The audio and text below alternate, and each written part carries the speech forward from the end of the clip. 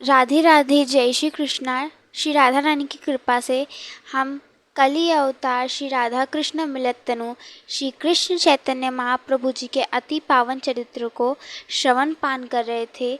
आज श्री कृष्ण चैतन्य महाप्रभु जी के पावन चरित्र का भाग 68 है। जैसे कि हमने पिछले भागों में देखा था कि महाप्रभु जी वृंदावन से पुरी लौट गए, काशी, वृंदावन से प्रयाग, प्रयाग से काशी, फिर वे वहाँ से पुरी लौट गए और पुरी में अगले 12 वर्ष वो बिताने वाले हैं और वहीं पर श्री वृंदावन के मनुस्मरण कर रहे हैं। मन में श्री वृंदावन को स्मरण कर रहे हैं और अपने शत गोस्वामियों को अनेक आचार्यों को उन्होंने श्री वृंदावन धाम में भेजा है।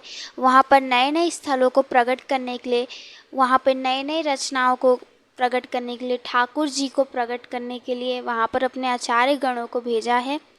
और सभी जो भक्तजन हैं वे खोज भी कर रहे हैं। जैसे कि हमने रूप गोस्वामी और सनातन गोस्वामी जी के बारे में सुना था, तो श्री रूप गोस्वामी जी नंदगांव के पास मदन टेर पर कदम वृक्ष के नीचे रह रहे हैं। तो अब सनातन गोस्वामी जी और रूप गोस्वामी थे, वे दोनों ही भ्राता थे। तो उन्होंने उन लोगों ने यह सोचा था कि हम एक ही जगह पे खोज नहीं करेंगे, हम सब मिल अलग अलग होके खोज करेंगे। कहीं रूप गोस्वामी खोजेंगे तो कहीं सनातन गोस्वामी जी, ऐसा उन्होंने बनाया था।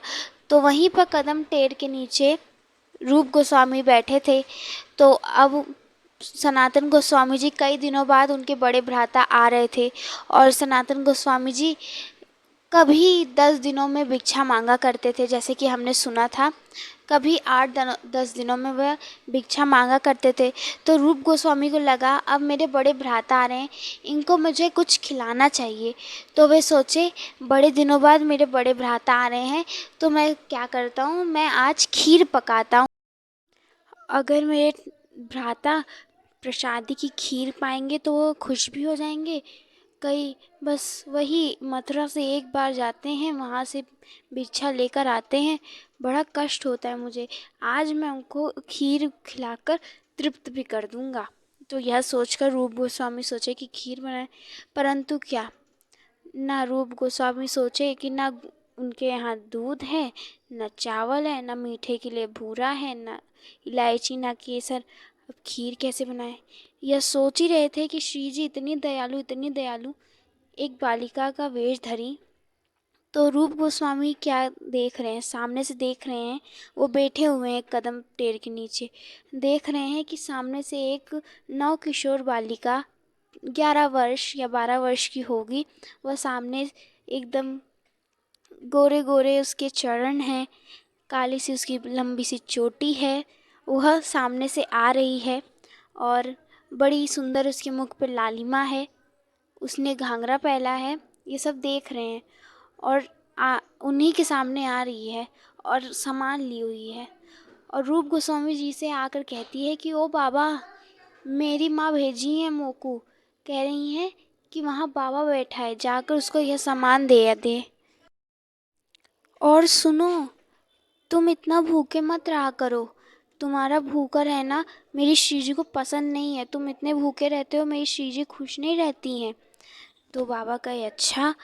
तो फिर जो लाली थी वह कहती है कि ओ बाबा, ये ले चावल, ये ले दूध, चीनी, बूरा और केसर, इलायची, जा इसकी खीर बना ले। अगर तो को खीर नहीं बनानी है तो कोई बात नहीं, मैं ही तेरे लिए खीर पका दूंगी। तो अब रूप गोस्वामी को तो सच में कुछ बनाने नहीं आता था, क्योंकि वे कहाँ पहले इतने आलीशान जगह रहते थे जहाँ पर उनको कुछ छूने की आवश्यकता नहीं पड़ती थी। वह शरबत भी की नौकर से बनवाया करते थे, उन्हें क्या ही खीर बनाने आती होगी। अब उनको कुछ आता नहीं था। तो बाबा कहे अच्छा लाली तू ही बना दे। अभी भी रूप गोस्वामी जी को पता नहीं कि वो कौन है, तो कह रहे हैं लाली जा तू ही बना दे। तो गई श्री जी और पकाने लग गई। बढ़िया को दूध को औटाया, आधा किया, जो भरा हुआ दूध था उसको आधा किया, गरम कर करके उसे खूब औटाया। औटाने के बाद उसमें चावल चावल पकाए, फिर मीठा डाला, मीठा डालने के बाद केसर, इलायची, बढ़िया श्री जी ने खीर पकाई। अब जो लाली थी वह कही कि बाबा खीर तो बन गई, अब तू जा। बाबा अब खीर बन गई है, अब मैं जा रही हूँ, जाकर आप पा लीजिए। ऐसा कह के श्री जी चली गई। और जो रूप गोस्वामी थे वह कहे अच्छा तो खीर तो पक गई है, अब मैं यह ठाकुर जी को भोग चढ़ा देता हूँ, पधरा देता हूँ। तो ठाकुर जी भी बड़े चाव से खीर पा रहे हैं, क्योंकि आज तो हमारी श्री जी ने बनाया है खीर। तो ठाकुर जी पा रहे हैं। अब उतनी ही देर में सनातन गोस्वामी जी आने लग गए। वहाँ से सनातन गोस्वामी जी आ रहे हैं। यहाँ पर जो रूप गोस्वामी थे वे प्रसाद लेकर आ ही रहे थे। तो अब सनातन गोस्वामी जी और रूप गोस्वामी की भेंट होती है और बताते हैं तुम कैसे हो, हालचाल हो लेते हैं। कई दिनों बाद सब दोनों भ्राता मिले थे तो हालचाल लेते हैं, कहाँ तक कार्य पहुँचा, यहाँ तक बात हुई। फिर वे कहे कि अब भ्राता कार्य को छोड़िए, पहले आप प्रसाद पा लीजिए। आज खीर पकी है प्रसाद में। तो सनातन गोस्वामी जी कहे अरे खीर, अब ये सब छोड़ दे, अब तो मैं रूखी सूखी रोटी पाता हूँ, क्या अब खीर ये सब। तो वे कहे अरे ठीक है, आप प्रसाद है आप पा लीजिए। तो सनातन गोस्वामी जी के सामने उन्होंने जो प्रसादी खीर थी वह प्रस्तुत की। तो जैसे ही सनातन गोस्वामी जी ने उस प्रसादी खीर को बस सुगंध ही लिया था कि वो मोहित हो गए और उस प्रसादी खीर को लिया और पाने लग गए। बड़े स्वाद से सनातन गोस्वामी जी उस प्रसादी खीर को पा रहे हैं। और पाते पाते उनके जब वो एक एक कौर अपने निवाला अपने मुख में डाल रहे हैं तो उन्हें श्री जी के दर्शन हो रहे हैं। उन्हें लग रहा है कि मेरे शरीर के अंदर, मेरे मुख से तो अमृत, साक्षात अमृत ही जा रहा है। और जैसे पा रहे हैं तो उन्हें श्री जी की कुछ कुछ लीलाएं अनुभव हो रही हैं। श्री जी का चेहरा, श्री जी के पद, उन्हें सब दिख रहे हैं। उन्हें लीला अनुभव हो रहा है, लीला दिख रही है।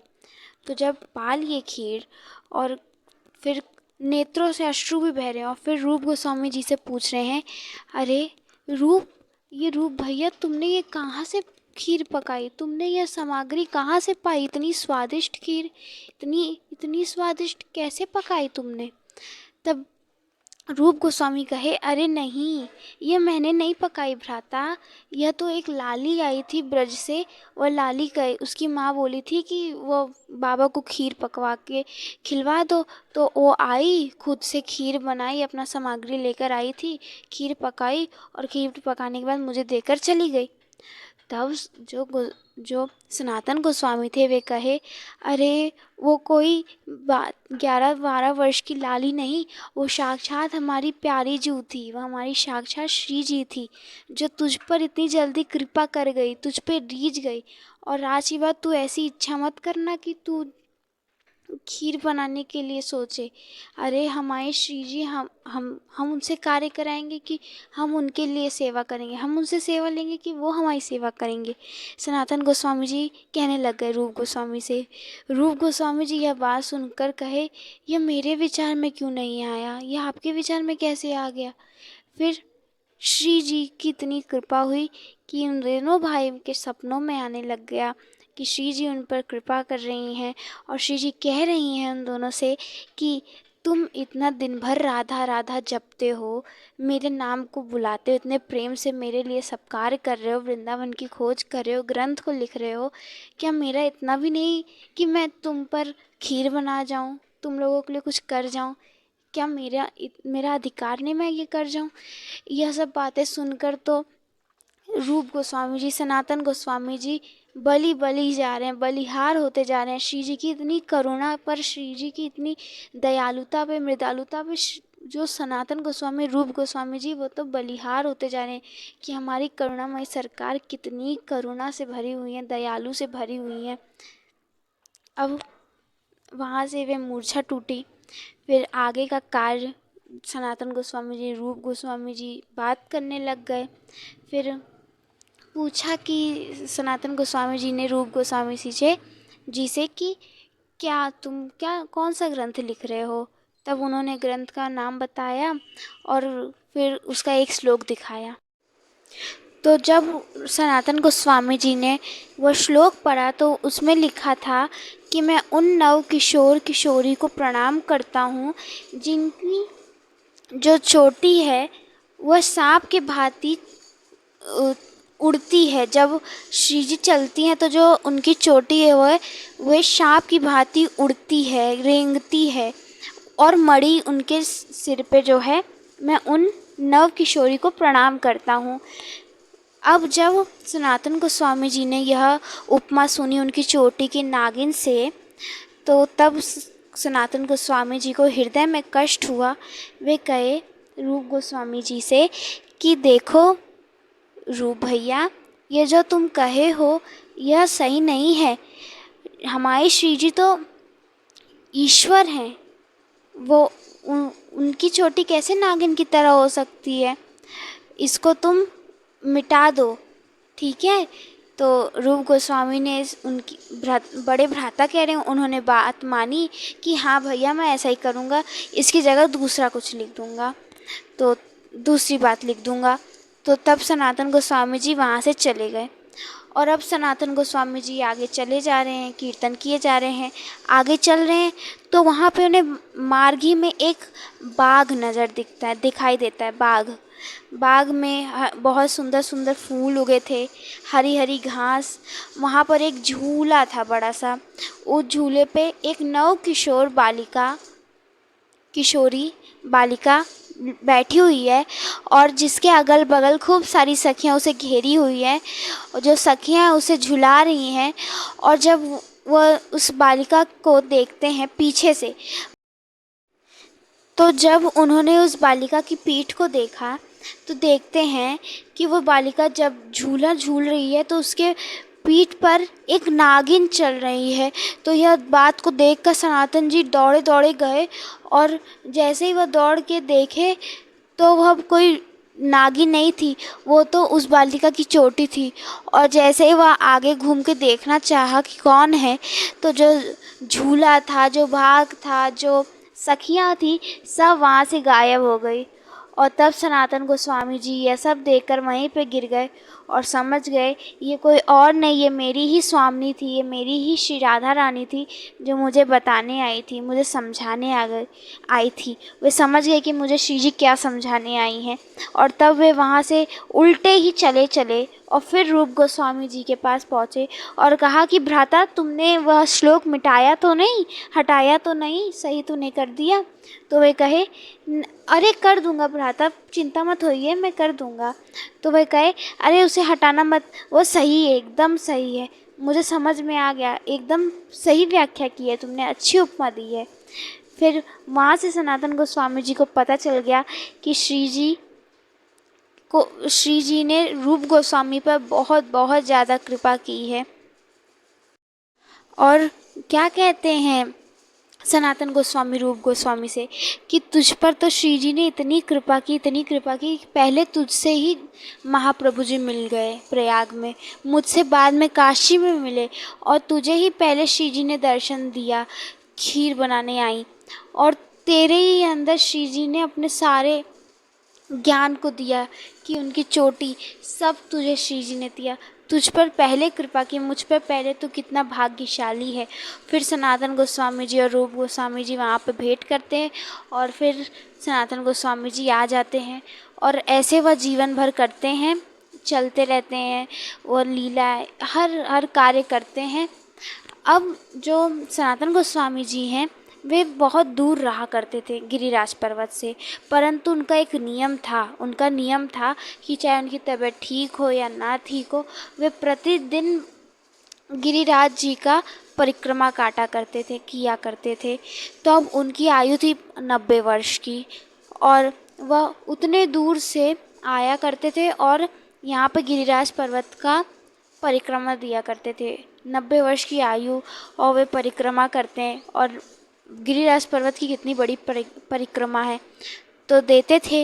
एक दिन क्या हुआ, वे परिक्रमा दे रहे थे और वे गिर गए। तब एक बालक आया, उन्होंने उठाया गोस्वामी जी को, सनातन गोस्वामी जी को, और कहा कि बाबा ले डंडा, अब चल।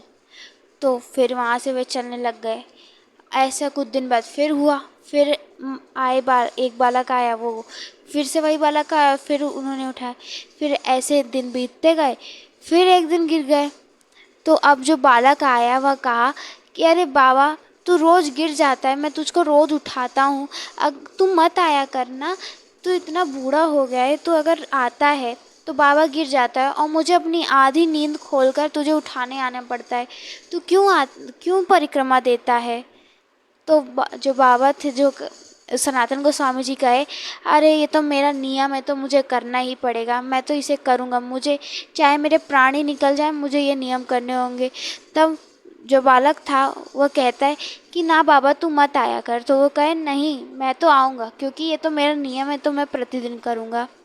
तो तब बात ही बात में सनातन गोस्वामी जी कहे, अच्छा तेरा नाम क्या है। तो वो कहे कि मेरा नाम मदन है। तो कहे अच्छा तेरा नाम मदन है। तब इतना बताया मदन ने कि बाबा मत आया कर, मत आया कर, लेकिन वो मान ही नहीं रहे, सनातन गोस्वामी जी मान ही नहीं रहे। तो तब मदन जो थे, मदन मोहन रूप में प्रकट हो गए सनातन गोस्वामी जी, और वहीं पे उनके चरणों में उन्होंने प्रणाम किया। और फिर जब मदन मोहन जी ने समझाया कि बाबा तू क्यों आता है जब तेरी तबीयत इतनी ख़राब है, तब भी तू परिक्रमा करता है। तो वे कहे क्या करूँ ठाकुर जी, मुझे तो करना पड़ेगा, चाहे मेरे प्राण निकल ही जाए, मुझे परिक्रमा प्रतिदिन देनी है। यह मुझे बहुत अच्छा लगता है, यह कार्य करने में मुझे ये बहुत पसंद है। वे अड़ गए। तो ठाकुर जी कहे अच्छा तुझे परिक्रमा देना बहुत पसंद है, तो ले यह गिरिराज का एक पत्थर और जाए इसको तुम अपने घर में रख लो, और वहीं पर इसी में परिक्रमा देना, अपने घर ही में, अपने कुटिया में। तो तब सनातन गोस्वामी जी ठाकुर जी की आज्ञा को मानकर वे उसी गिरिराज पर्वत को अपने सर पर रखकर कुटिया में आए, और कुटिया में उन्होंने उसी गिरिराज के रख दिया, उसी वहीं पर रख दिया, और उसी का प्रतिदिन वे चक्कर काटते थे, परिक्रमा देते थे प्रतिदिन। अब परिक्रमा प्रतिदिन दिया करते थे उसी में, उनको गिरिराज पर्वत को नहीं इतने दूर जाना पड़ता था। ऐसे वे जाते रहते एक दिन क्या हुआ, वे परिक्रमा दे रहे थे कुटिया में ही, तो अब वो ना अंदर ही अंदर मन ही में लीला को देख रहे हैं, सुन रहे हैं, लीला में डूबे हुए एकदम, और चले जा रहे हैं, परिक्रमा दिए जा रहे हैं। और ऐसे अचानक से उस दिन मदन मोहन स्वयं राधा विनोद जी आए और कहा अब बाबा तू चल, और प्रकट हो गए। और तब वहाँ पर सनातन गोस्वामी जी उन्हीं के चरणों में वहीं पर इस देह को त्याग कर वे श्री राधा रानी के निकुंज में चले गए, पधार गए। तो अब सनातन गोस्वामी जी उस वक्त वृंदावन के ब्रज के अधिनायक थे। वह जो सारे ब्राह्मण वैष्णव थे वो उन्हें अपने पिता के समान मानते थे। तो पहले उन्होंने क्या किया, उनके उस शरीर को वे ले गए और पहले गिरिराज, जो बड़ा गिरिराज पर्वत था, वहाँ पे गए और पूरी परिक्रमा दी, और परिक्रमा देने के बाद उसे समाधिष्ट करवा दिया। और उन्होंने पिता माना था, तो उसी प्रकार वे उसी दिन अपने बाल को छिलवाया उन्होंने और श्रद्धांजलि दी। ऐसे उन सारे ब्रज के जो ब्राह्मण वैष्णव थे उन्होंने किया। और जब यह बात रूप गोस्वामी सुने तो उन्हें दुख हुआ, परंतु फिर वे वहाँ से आए और उन्होंने दर्शन किया। उन्होंने वही कुटिया में गए, सनातन गोस्वामी जी की उस कुटिया में गए, और जहाँ गिरिराज था उसी के बगल में सनातन गोस्वामी जी के चरणों की रज थी। तो वे उस चरणन के रज को लिए और हृदय से लगाए, और जब वे उस कुटिया में गए थे तो वो कहा जाता है वो फिर से लौटे नहीं थे, वे उसी कुटिया में ही रह गए। और सनातन गोस्वामी जी तो गुरु पूर्णिमा पे, आषाढ़ की गुरु पूर्णिमा में उन्होंने देह त्याग किया था। उसी के 1 महीने भी नहीं हुआ था तो रूप गोस्वामी जी ने वहीं पर शुक्ल पक्ष की द्वादशी में, सावन की शुक्ल पक्ष द्वादशी में, वहीं पर उसी कुटिया में अपने इस शरीर को त्याग दिया था और वे भी श्री जी के उस निकुंज में चले गए थे। ऐसे रूप गोस्वामी जी और सनातन गोस्वामी जी हुए। तो आगे षड गोस्वामी रघुनाथ दास जी के बारे में हम श्रवण करेंगे कल के प्रसंग में। तब तक के लिए हम यहीं पर विराम देते हैं। तब तक के लिए आप सभी भक्तों को राधे राधे, जय श्री कृष्ण।